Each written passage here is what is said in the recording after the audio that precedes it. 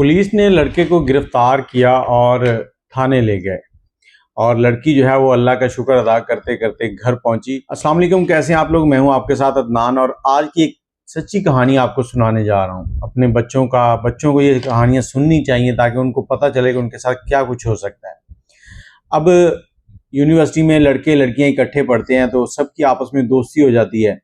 अब वो पूरे का पूरा बैच जो है वो जब यूनिवर्सिटी से निकलता है तो कुछ लोग जो है वो आपस में शादियां कर लेते हैं जो ज़्यादा करीबी हो चुके थे, और कुछ जो है वो अपनी अपनी जॉब्स कर रहे होते हैं।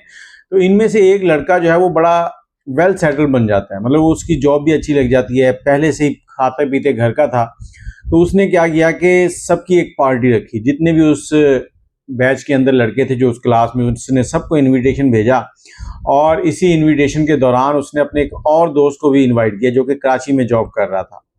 अब ये सब के सब उस फ्लैट के अंदर जमा हुए जहां पार्टी रखी गई थी। सब ने खाना खाया, सब बड़े मज़े से एक दूसरे से बातें कर रहे थे। और जो कराची वाला दोस्त आया था ना, वो बड़ा खूबसूरत था, वेल लुक था। अब इन्हीं में एक लड़की थी जिसको वो बड़ा पसंद आ गया। उस लड़की ने क्या किया कि उससे बातें की, वहां पर हर बहाने बहाने से उसके साथ अटैच है। और जब ये पार्टी खत्म हुई तो सब अपने अपने घर को जाने लगे। तो उस लड़के ने कहा कि मुझे एक टैक्सी करवा दें आप लोग, ताकि मैं एयरपोर्ट चला जाऊं। अब उस लड़की का घर जो है ना एयरपोर्ट से थोड़ा सा आगे था। उस लड़की ने उसे कहा कि आप एयरपोर्ट जाना है तो टैक्सी क्यों करवा रहे हैं, मैंने भी उसी तरफ जाना है, तो मैं आपको वहां ड्रॉप कर दूंगी। अब लड़की को ये था कि मैं कुछ ना कुछ टाइम इसके साथ स्पेंड कर लूं, क्योंकि उसे वो बहुत ज्यादा अच्छा लग रहा था। अब लड़के ने कहा चलें ठीक है। जैसे ही वो दोनों उसकी गाड़ी में बैठते हैं, बैठकर निकलते हैं। कुछ सफर किया होता है, लड़की उससे पूछती है कि आपकी फ्लाइट कितने बजे है, तो वो कहता है कि इतने बजे। लड़की कहती है अभी तो आपकी फ्लाइट में 6 से 7 घंटे पड़े हैं, तो आप 7 घंटे एयरपोर्ट पे गुजारेंगे। लड़का कहता है जी हाँ, मैं एयरपोर्ट पर ही गुजारूंगा।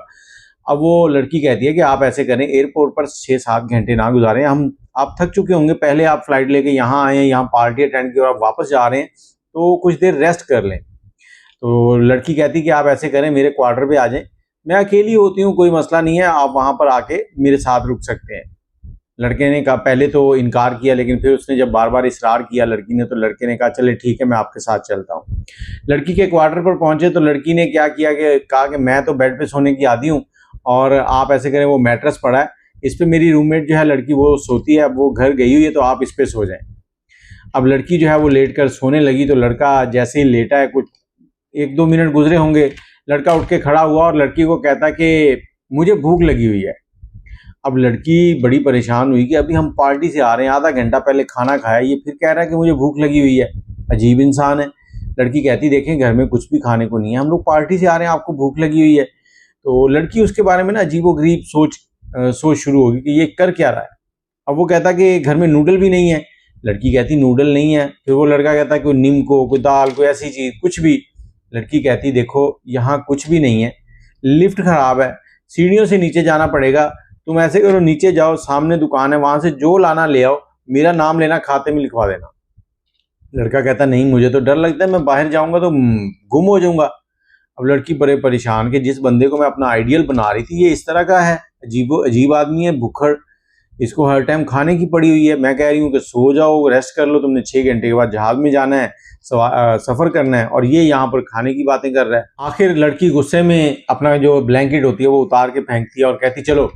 गुस्से में जब उसको कहती है चलो, लड़का भी समझ जाता है कि ये गुस्से में है, लेकिन लड़का क्या कहता है कि चलें आप। लड़की आगे आगे चलती, लड़का उसके पीछे चलता है। और जैसे वो गेट से बाहर निकलते तो अंदर वाली साइड में एक ताला था, ताले के साथ ही चाबी थी। उसने क्या किया, ताला लिया, लेके बाहर निकले, बाहर से कुंडी लगाई और ताला लगा दिया। अब लड़की को और ज्यादा गुस्सा चढ़ा और लड़की उसे कहती कि तुम पागल हो गया। लड़की उसे डांटना शुरू हो गई। वो लड़का एकदम से कहता है कि खामोश, कान मेरे पास लाओ, मैं तुम्हें कुछ बताना चाहता हूँ। लड़की कहती क्या बताना है। लड़का कहता है कि तुम्हारा जो बेड है ना उसके नीचे एक लड़का लेटा हुआ है, मुझे कोई भूख नहीं लगी, मुझे कुछ नहीं खाना, लेकिन वो लड़का कौन है ये अब तुम बताओ, क्योंकि मुझे लग रहा था कि कोई अजनबी है, या तो चोरी करने आया या कोई और मामला है, तो मैंने इसलिए तुमसे ये बहाना बनाया खाने का और तुम्हें बाहर लेके आ गया, और ये ताला इसलिए लगाया कि वो बाहर भाग ना सके। अब लड़की एकदम से डर गई और कांपने लगी।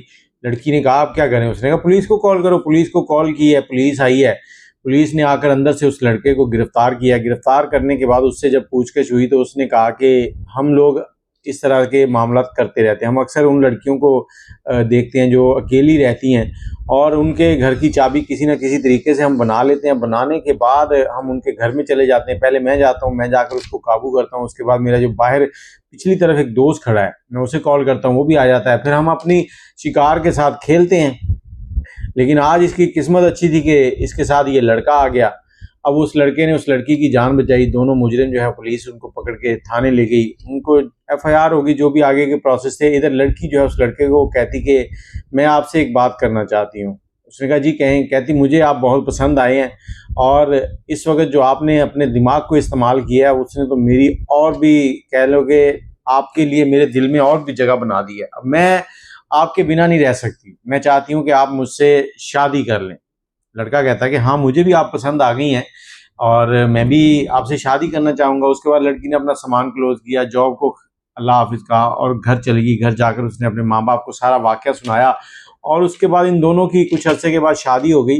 लेकिन इस कहानी को सुनाने का मकसद ये है कि अक्सर बच्चे और बच्चियाँ, ख़ास तौर पर बच्चियाँ जो है ना, वो दूसरे शहरों में जाकर जॉब करती हैं माँ बाप का हाथ बटाने के लिए। लेकिन इसी हाथ बटाने के दौरान कुछ ऐसी गलतियां कर बैठती हैं जिसके बाद उन्हें सारी ज़िंदगी का पछतावा लग जाता है। और ऐसे ही कुछ कमीने किस्म के लोग जो इस तरह की वारदातें करते हैं और इन लड़कियों को हिरासा करते हैं, उनकी ज़िंदगी ख़राब करते हैं, मिलते रहते हैं। तो इसलिए अपनी ज़िंदगी में होशियार रहें और कभी भी किसी के साथ इजाफी तल्लुकात या कोई ऐसा काम ना करें कि जिसकी बिना पर आपको किसी ऐसे मसले से दो चार होना पड़े।